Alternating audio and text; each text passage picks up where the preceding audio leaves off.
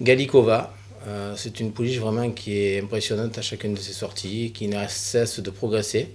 La dernière fois dans le prix Vermeil, elle a vraiment été fabuleuse, franchement, c'était super. Freddy a fait vraiment du bon boulot avec elle.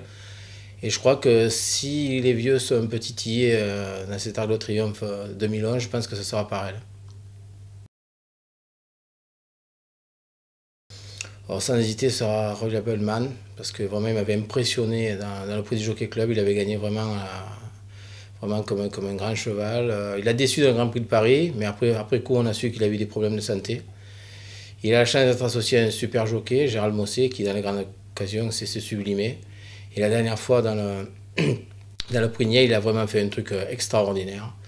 Et même s'il y a des bons chevaux au départ, notamment des visiteurs, des Anglais, je pense vraiment que pour moi, il ne sera pas battu.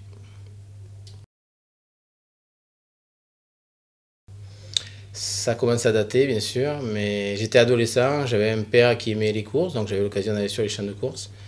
Et cet Arc de Triomphe, je l'ai vécu devant la télé, mais c'était en 79, victoire de Tritroïka, qui avait vraiment fait une saison en 3 ans fabuleuse. Elle a gagné le Saint-Alary, elle a gagné le prix Vermeil notamment. Et elle s'est présentée là face à des chevaux et le lot était vraiment de très très bonne qualité. Elle avait 3 ans.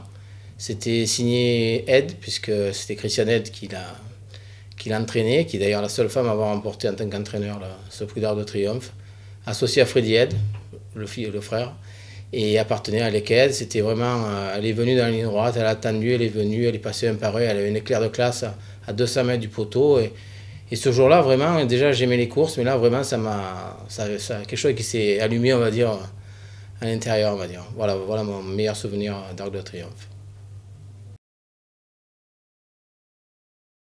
Mais je serai présent à Longchamp pour le week-end de l'Arc cette année. Donc je serai dans les tribunes, donc je pousserai Royal Abandman, mais à mon avis il n'y aura pas beaucoup à le pousser pour qu'il s'impose.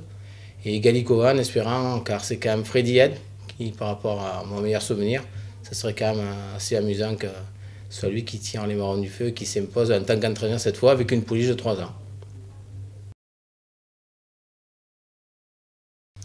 Et donc Royal Abandman, sans hésitation. Ensuite, So You Think, au Ryan, qui vraiment, après avoir brillé en Australie, depuis qu'il est arrivé outre-Manche, il a vraiment fait quelque chose de pas mal. On va voir face aux notes ce qui va se passer. Ensuite, Sarafina, c'est logique, je pense qu'elle a bien fait la dernière fois dans le prix Foy. Ensuite, Galikova, même si elle gagne, je serais très heureux, mais Galikova quand même derrière. Et le vainqueur l'année dernière, Warforce, c'est tout à fait logique.